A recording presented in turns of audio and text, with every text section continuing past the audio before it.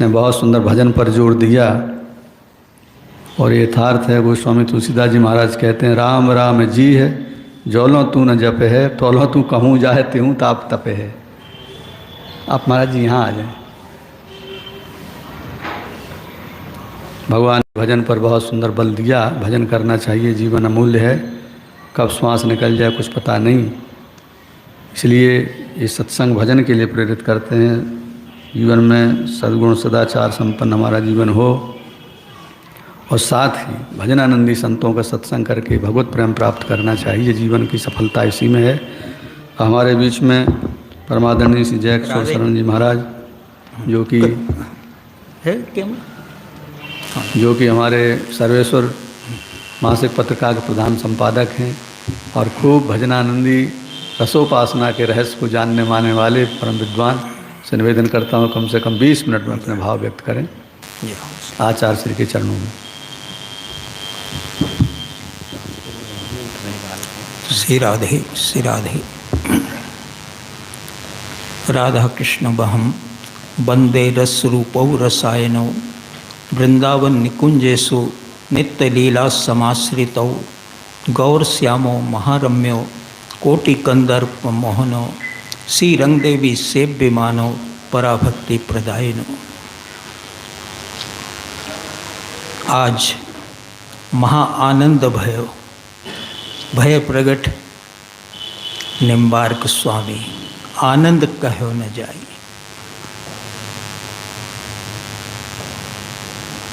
आचार्य माम बिजानियात।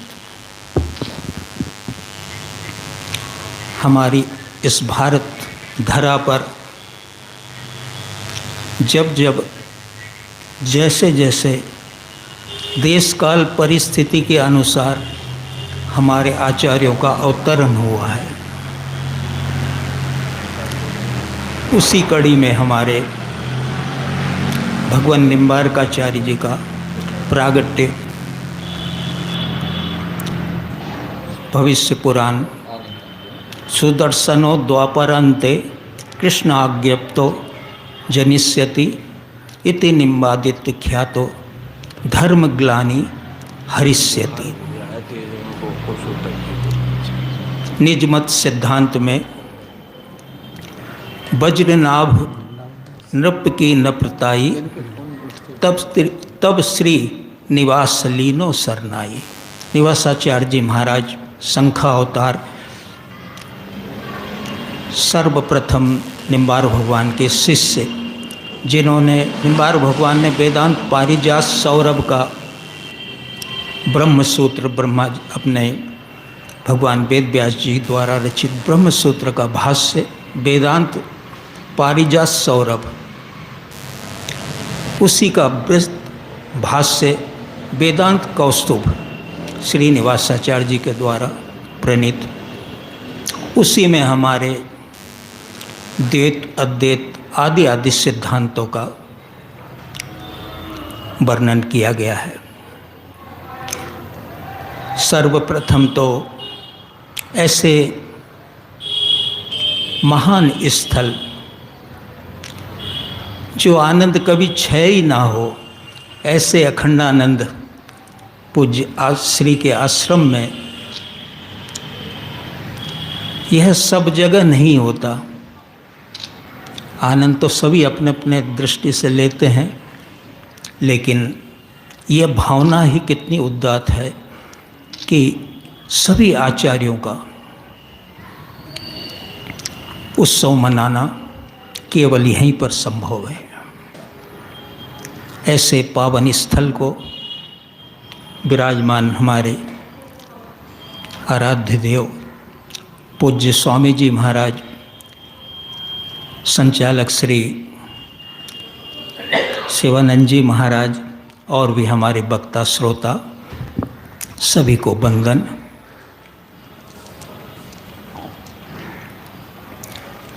निम्बार भगवान के चरित्र के संबंध में आप श्री ने सर्वप्रथम कहा, फिर हमारे त्रिपाठी जी ने भी चरित्र के बारे में उनका वर्णन किया। निम्बार भगवान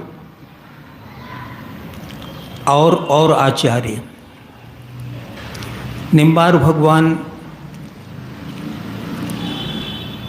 एक आचार्य जिनका प्रवेश ऐश्वर्य लीला में होता है, भगवान की ऐश्वर्य लीला जितनी होती है उसमें प्रवेश होता है, और एक आचार्य है जिनका माधुर्य उपासना में प्रवेश होता है, वो माधुर्य उपासना की ओर अग्रसर होते हैं, उसी का उपदेश करते हैं। लेकिन निम्बार भगवान में ऐश्वर्य लीला और माधुर्य लीला दोनों का समावेश सम्यक प्रकार से। ऐश्वर्य लीला का आप देख लें, भगवत धाम में सुदर्शन रूप से सदैव अवस्थित रहते हैं भगवान कृष्ण नारायण विष्णु, जो भी कह दो उनके कर में विद्यमान रहते हैं, और लातों के भूत बातों से नहीं मानते। उनका ऑपरेशन उपचार सुदर्शन भगवान के रूप में ठाकुर जी कराते हैं। लेकिन जो भक्त है, प्रेमी है, रसिक है, उनको इन सब की आवश्यकता बिल्कुल भी नहीं पड़ती। ऐश्वर्य का प्रवेश भी जहाँ नहीं है, केवल विशुद्ध माधुर्य। तो माधुर्य रूप में आप सखी सहस्यै परिसेविताम स्मरेम देवी सकलिष्ट कामदाम। सखी सहस्यै, गोपी सहस्यै नहीं कहा, सखी सहस्यै। तो ऐसे करके रंग देवी के रूप में आपने, तो रंग देवी के रूप की जरूरत कहाँ पड़ेगी? ब्रजभूमि में। राधा कृष्ण की उपासना, रसिक उपासना, रसमय उपासना, निकुंज उपासना, युगल उपासना कहाँ चरितार्थ होगी? ब्रजभूमि में। तो आप दक्षिण से ब्रजभूमि पधारे, और गिरिराज का इतना विस्तार था उस समय, तो औदुंबर आचार्य जी ने बड़े स्पष्ट शब्दों में संस्कृत श्लोकों में गुफा का वर्णन किया है। और आप कंदरा में ही निवास करें, और राधा कृष्ण की उपासना, माधुर्य उपासना का इतना विस्तार किया ब्रजवासियों को, इतना राधा कृष्ण की मधुर उपासना का सुख दिया। ब्रज निम्बारकम, ये युक्ति उक्ति उसी समय की चरितार्थ रही। केवल निम्बार भगवान का ही यहाँ पर आज भी वर्तमान में भी गली गली में निम्बार भगवान के उपासकों के आश्रम स्थान बने हुए हैं। आपने सर्वप्रथम प्रातः स्तवराज, उसमें वृंदावन का कितना अद्भुत, एक ही श्लोक में क्या क्या कह दिया है। प्रातः स्मरामि युग केली रसाभिषिक्तम वृंदावनम सुरमणीय मुदार वृक्षम सौरी प्रवाह वृतमात्म गुण प्रकाशम युग मांघ्री रेणुका कांचित सर्वस्तम। प्रातः स्मरामि युग केली रसाभिषिक्तम, जो प्रियापीतम युग्म स्वरूप से केली रस से अभिषिक्त हैं। मुदार वृक्षम, डार डार पात पात पर राधे राधे होए, अथवा जो भी है यहाँ पर, क्योंकि वृंदावन के अंतरंग स्वरूप में तो केवल सच्चिदानंद घन के अलावा यहाँ पर कुछ है ही नहीं, और सहचरी तत्व के अलावा यहाँ पर कोई दूसरा तत्व है ही नहीं। मुदार वृक्षम सौरी प्रवाह वृत कंकनाकार सौधार सरिता बहते अति सुरस सिंगार भरिता रंग नाना तरंगे सुपुंजे कमल कुल लुब्ध अलिकरन गुंजे। तो अंतरंग वृंदावन में कंकनाकार सौधार सरिता श्री यमुना का वर्णन है। तो यहाँ पर सौरी प्रभा वृत और रज, प्रियापीतम के चरणों से स्पर्शित रज में ही हम आसन लगाए बैठे हैं। इससे बड़ा और सौभाग्य क्या हो सकता है। पद्म पुराण में कहा, अंग्री रज स्पर्शात कोटि विष्णु प्रजायते। एक रज कण के स्पर्श से कोटि विष्णु का प्रागट्य हो जाता है। ऐसा एक रज का प्रभाव है। रज पर बारू कोटि मख तूल, ऐसी वृंदावन की ब्रज रज उड़ी मस्तक लगे मुक्ति मुक्त है जाए। तो ऐसी विचित्र यहाँ की रच की महिमा का उन्होंने वर्णन किया है। फिर आपने नमस्ते श्री राधिकाय प्राय, नमस्ते नमस्ते मुकुंद प्रियाय, सदानंद रूपे प्रसिद्धो मंत्र प्रकाशे स्फुरंति मुकुंदेन सार्धम। राधाष्टक। सदा राधिका नाम जिव्याग्रतः स्यात्, आपके उपदेश से। और प्रत्यक्ष आज वर्तमान में भी देख रहे हैं, एक सामान्य जीव भी, दूध वाला भी आता तो राधे राधे राधे राधे, जितना भी जो कुछ है बड़ा सहज रूप से। लेकिन अब बहिरंग लोग आए हैं तो वे बेचारे राधा तत्व का रस कैसे ले सकते हैं? वो तो अपना जो रस ले रहे हैं उसी में निमग्न है, फिर भी भाग्यशाली हैं। इस राधाष्टक के अंतिम में कहा है फल स्तुति, इदम त्वष्टकम राधिकाया प्रियाः पठेयु सदैवम ही दामोदरस्य सुतिष्ठन्ति वृंदावन कृष्ण धामनि सखी मूर्तयो युग्म सेवा अनुकूला। जो इस अष्टक का पाठ करता है, राधा राधा नाम का निरंतर उच्चारण करता है, उसे कृष्ण धामनी, राधा कृष्ण के दिव्य धाम में सखी स्वरूप से, सखी मूर्तयो, सखी का साक्षात स्वरूप प्राप्त होकर के प्रिया प्रीतम की अंतरंग सेवा में संलग्न हो जाता है। इसके बाद वेदांत 10 श्लोकी को सब जानते हैं। मैं इसमें से केवल नान्या गति ही कृष्ण पदारविंदा सदस्यते ब्रह्म शिवादि वंदिता भक्तेच्योपात सुचिंत विग्रहा द चिंत सास्यात और विचिंत सास्यात। तो मतलब अचिंत, चिंतन से रहित, चिंतन हो ही नहीं सकता बिना कृपा के। अविचिंत, तो ऐसे चिंत, अचिंत, अविचिंत, 3 स्वरूप का इन्होंने वर्णन किया है। और भक्तों के लिए विग्रहाद, अपने निज भक्तों के लिए वो लीला का अवतार लेकर के जीवों का कल्याण करते हैं। नित्य निकुंज अंतरंग है, अंतरंग की वार्ता है। लेकिन यदि राधा कृष्ण और सखी समाज, गोपी समाज ब्रज में नहीं प्रकट होता, या पहले तो ब्रज प्रकट हुआ, ब्रज प्रकट होने के बाद राधा कृष्ण का प्रागट्य और सब परिकर का प्रागट्य, तो आज क्या हम नित्य निकुंज के वृंदावन के अंतरंग स्वरूप को क्या जान पाते? क्या कल्पना भी नहीं थी कि हम इनको जान पाते। और आज हमारे लिए नित्य निकुंज, नित्य वृंदावन, अंतरंग वृंदावन का द्वार क्या है? यही वृंदावन। और ये वृंदावन कैसा है? यही भूली भरमो न को, भूली भर में तो भव भटक मरियो। यही है, यही मतलब नित्य वृंदावन भी यही है।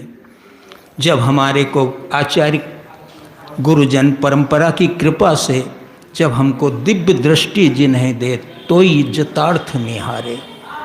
वृंदावन में बहुत रहते हैं, बहुत उपासना है, तरह तरह की उपासक भी हैं यहाँ पर। और उनकी उपासना को जो करते हैं उन्हें भी परम लक्ष्य की प्राप्ति होती है, उन लक्ष्य की जिसका हम आराधना करते हैं। लेकिन वृंदावन तो प्रिया प्रीतम के अंतरंग नित्य लीला का स्थल है। एक रजकन में अनंत लीलाएं संपन्न हो रही हैं। तो उन लोगों को, उन भावुक रसिक प्रेमियों को तो केवल प्रिया प्रीतम की दिव्य लीला का ही आस्वादन होगा। स्वामी हरिदास जी महाराज ने एक मुगल को केसी घाट पर दिव्य अंतरंग वृंदावन का दिव्य घाट का दर्शन करा दिया। सेवा करो, सेवा करो। तो उनका जा पहले यमुना जी के दर्शन करिया, और दर्शन करके एक क्षण के लिए उनको दिव्य दृष्टि दे दी। उन्हें वो जगमगाहट दिखी, तब अपने कोष को विचारता है कि मेरे कोष में तो ऐसा कोई रत्न नवरत्न है ही नहीं जिस मैं इसमें इसकी मरम्मत करा दूं। तो अगर वृंदावन यहाँ नहीं होता तो वृंदावन का दर्शन हर स्वामी जी महाराज कैसे कराते उनको।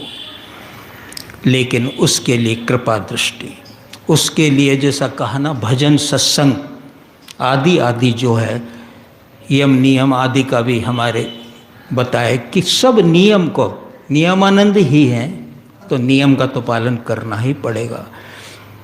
रस भक्ति,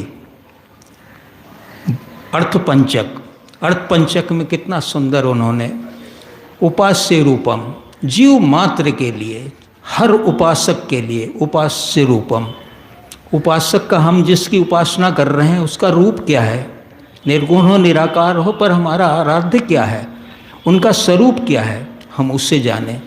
उपासक उपासक का स्वरूप क्या है, जो जिसकी आराधना करता है उसके अपने अपने उपासना का स्वरूप होता है। राधा कृष्ण की प्राप्ति केवल सखी भाव से ही संभव है। तो उपासक अपना सखी भाव का धारण करेगा। गोलोक में अगर उसे साख्य भाव, शांत दास्य, सख्य वात्सल्य माधुर्य की उपासना करना तो वो अपना भाव धारण करेगा। और गोलोक में अगर उसकी प्राप्ति होना है तो वो गोपी भाव से उपासना करेगा। क्योंकि सनत कुमार संहिता में कितना सुंदर एक श्लोक है कि सब में श्रेष्ठ जम्बूद्वीप, जम्बूद्वीप में श्रेष्ठ भारतवर्ष, और भारत में भी सप्तपुरियाँ, और सप्तपुरियों में भी श्रेष्ठ मथुरापुरी, और मथुरा मंडल में भी वृंदावन, और वृंदावन में भी गोपी समूह, और गोपी समूह से भी श्रेष्ठ है सखी समूह, सखी वृंदों का समूह। और सखी वृंदों में सर्वश्रेष्ठतम है हमारी किशोरी जी श्री राधा। उन्हीं की अंग भूता सब ये हैं। द्वारका की मनीषी महिषिया, जगलक्ष्मी, देवलक्ष्मी, महालक्ष्मी सब प्रिया जी के अंशांश से शास्त्रों में बताया है। ये अपने कोई व्यक्तिगत नहीं है, सब शास्त्रों में इसका परिवर्णन पूरा शब्दतः है। तो ऐसे विचित्र उपासना का आपने प्रादुर्भाव किया। आज जो रस उपासना करता है और निम्बार परंपरा की साहित्य को जो देखता है, उसी परंपरा से आज उन्होंने उपासक कस्य कृपा फलम, हम उपासक का उपासना कर रहे हैं तो उसका क्या फल है, जिसके फल का ही नहीं पता है वो क्या उपासना और उपास्य के स्वरूप जाने। भक्ति रस इस्ततः परम, भक्ति रस, रस भक्ति वहाँ पर संकेत कर दिया। और अपना प्रेम विशेष लक्षणा भक्ति, वेदांत से प्रेम विशेष लगता, भक्ति नहीं कहा। भक्ति तो नवधा भक्ति हो गई है जो रहेगी साथ में, अंत तक रहेगी। लेकिन नवधा भक्ति के बाद तो ये पराभक्ति आती है, पराभक्ति आती प्रेमा भक्ति। नवदा का सार प्रेमा भक्ति है, प्रेमा भक्ति। और प्रेम की ध्वजा कौन है? गोपियाँ। लेकिन नेम प्रेम ते पर चलो परंपरा को पंथ। यहाँ पर भी सूक्ष्मतर और सूक्ष्मतम का सिद्धांत आपको लगाना पड़ेगा। तो यहाँ पर प्रेम की ध्वजा गोपी, पर यहाँ कह रहे नेम और प्रेम ते पर चलो परंपरा को पंथ। नेम विधि आदि, ये करो ये न करो आदि आदि जितने भी। फिर प्रेम, प्रेम में नेम नहीं होता। गोपियों ने कोई नेम का निर्वाह किया था? उस दशा पर पहुँच गई थी। इसलिए जब आप पल्ली पार जाना है तो नाव का सहारा लेना पड़ेगा। जब नाव पल्ली पार आ गया, किनार आ गया, तो नाव को छोड़ना पड़ेगा। नहीं, साधन ही तो है वो। जब लक्ष्य पे हम प्राप्त हो गए तो फिर क्या। लेकिन इसके बाद दसधा भक्ति है, दसधा प्रेमा भक्ति। 11वीं भक्ति आती पराभक्ति। पराभक्ति का शास्त्रों में भी कई जगह वर्णन है, लेकिन यहाँ आचार्यों की पराभक्ति प्रदायनी करी कृपा करुणा निधि प्रिय। यहाँ पराभक्ति की प्रार्थना प्रिया जी से की है क्योंकि पराभक्ति, निकुंज की पराभक्ति केवल प्रिया जी दे सकती हैं। भगवान कृष्ण के वचन है, सत्यम सत्यम सत्यम पुनि सत्यम।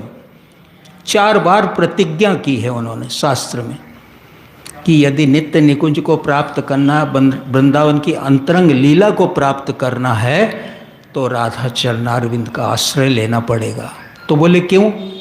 बोले प्रिया जी के चरणारविंद का आश्रय लेंगे तो सखियों का आश्रय मिलेगा, और सखियों का आश्रय मिलेगा और उनके अनुगत होकर सखी जो मार्ग प्रशस्त करती है, जैसे रंग देवी जो आई निम्बार भगवान के रूप में, उन्होंने मार्ग प्रशस्त किया और उस मार्ग का अनुसरण करके तब नित्य निकुंज की प्राप्ति। तो सबसे पहले सखियों का संग। तो आचार्य इसीलिए सखी रूप से अवतरित हो करके नित्य निकुंज उपासना का मार्ग प्रशस्त पर अधिकारी। कहो सुन जिन कोई बिना एक अनन्य उपासिक, ताहू में भाव सखी वृंदावन वासिक, सो सबते श्रेष्ठ है और सबे जग।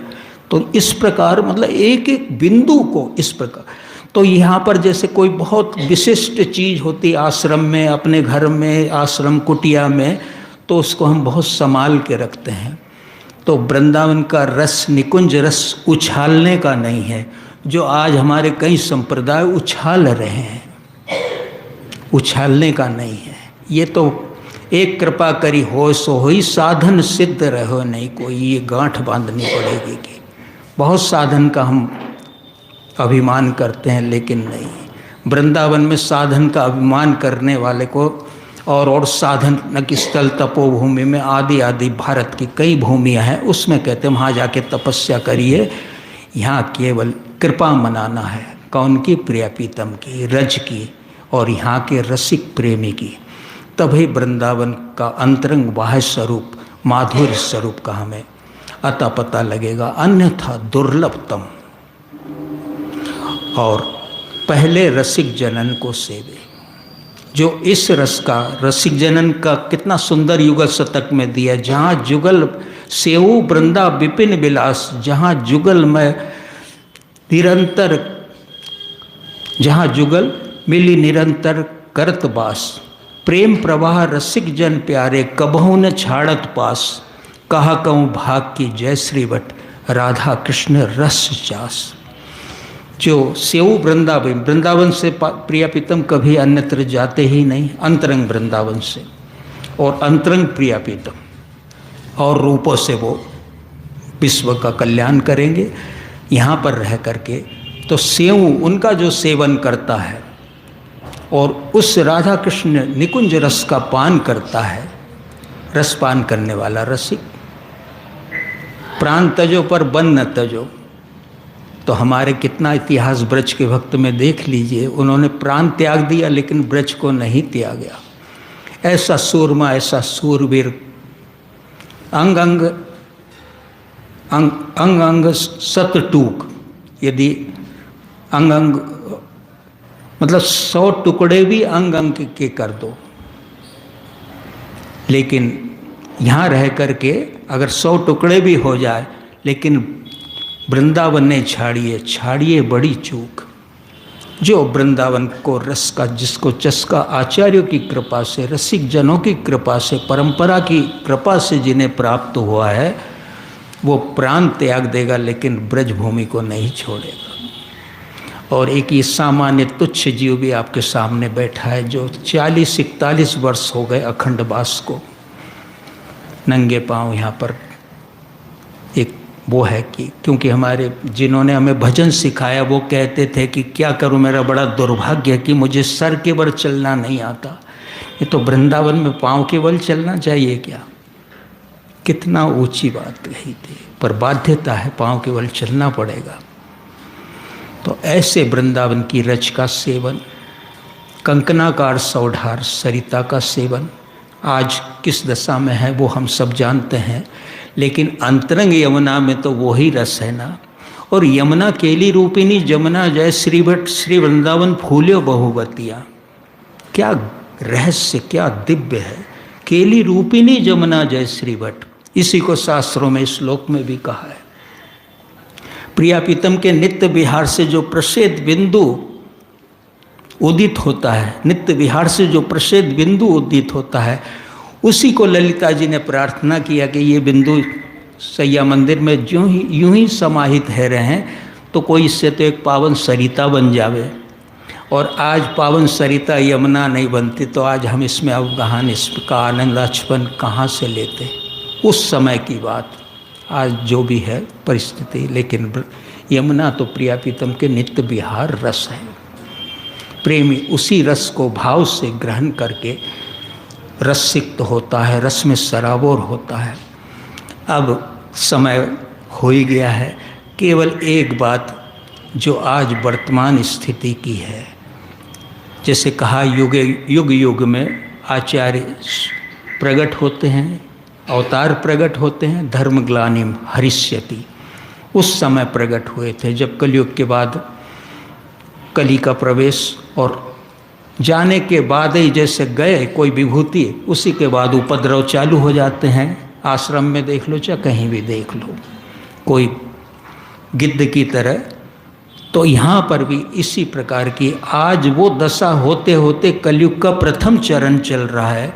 लेकिन आज स्वामी जी से निवेदन करो कि आज हम लोग अपने सनातन के अस्तित्व को बचाने में भी असमर्थ हैं सनातनी, और इसके जिम्मेदार मैं हूँ, आप हैं, लेकिन धर्माचार्य हैं जिन्होंने हमें सनातन धर्म, हिंदू धर्म की कट्टर शिक्षा नहीं दी।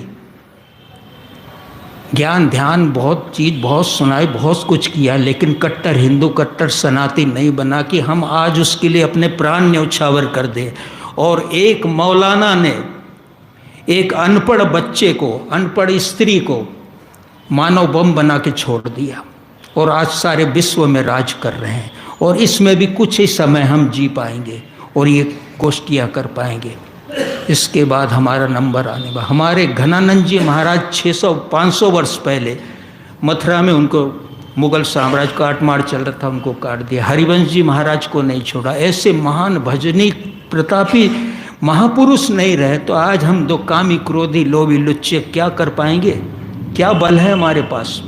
लेकिन आज संगठित होने में भी इतना प्रयास कर रहे हैं हमारे महापुरुष और संस्था बल। आज ये 10-11 वर्ष हमें जो मिल रहा है, ये राम राज्य मिल रहा है, लेकिन इसको भी हम संभाल नहीं पा रहे हैं।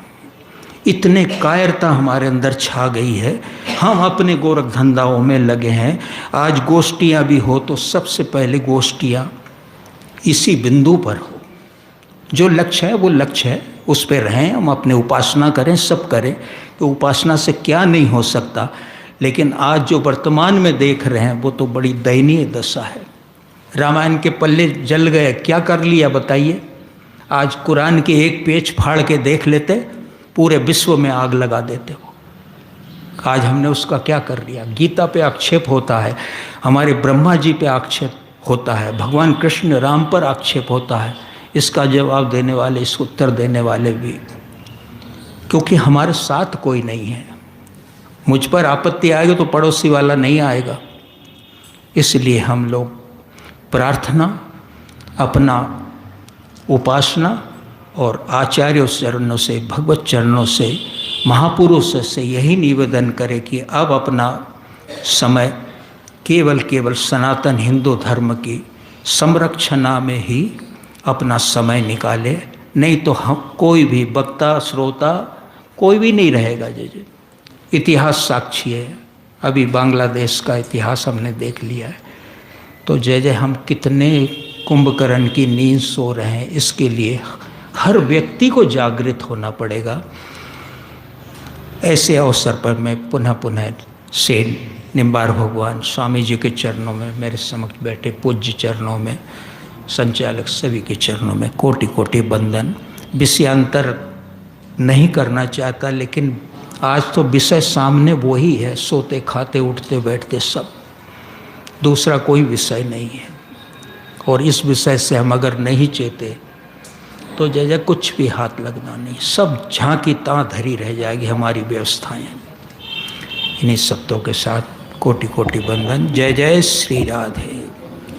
बोलो वृंदावन बिहारी लाल की जय। जगद्गुरु श्री निम्बारकाचार्य भगवान की जय। श्री बांके बिहारी लाल की जय। श्री सद्गुरुदेव भगवान की जय। जय जय श्री राधे श्याम। हर हर महादेव। हमारे परमादरणीय श्री जय किशोर शरण जी महाराज ने बहुत सुंदर उपासना का रहस्य बतलाया। और सच बात तो यही है कि भगवत रसिक रसिक की बातें रसिक बिना कोई समझ सके ना। महापुरुषों के चरण शरण होकर के साधना करने से ही कृपा ठाकुर जी की बरसती है। और हमारे यहाँ आप सब महापुरुष पधारे, बारंबार आप सबको वंदन नमन, भक्तों को अभिनंदन। इस कार्यक्रम का श्रेय हमारे डॉक्टर स्वामी गोविंदानंद सरस्वती महाराज, महंत स्वामी अध्यक्ष श्रवणानंद सरस्वती महाराज को जाता है। महाराज श्री की परंपरा को बड़े सुंदर ढंग से चला रहे हैं। इन दोनों महापुरुषों के चरणों में वंदन। जय श्री राधे, जय श्री कृष्ण। कुछ महापुरुष आ नहीं पाए, कुछ का स्वास्थ्य अचानक खराब हो गया, कोई किन्हीं कारणों से, इसलिए जो है समय हम अधिक ज़्यादा नहीं दे पाए। जितना है ठाकुर जी के चरणों में, आचार्य श्री के चरणों में समर्पित अध्यक्षता तो महाराज जी ने ही की। जय जय श्री राधे श्याम।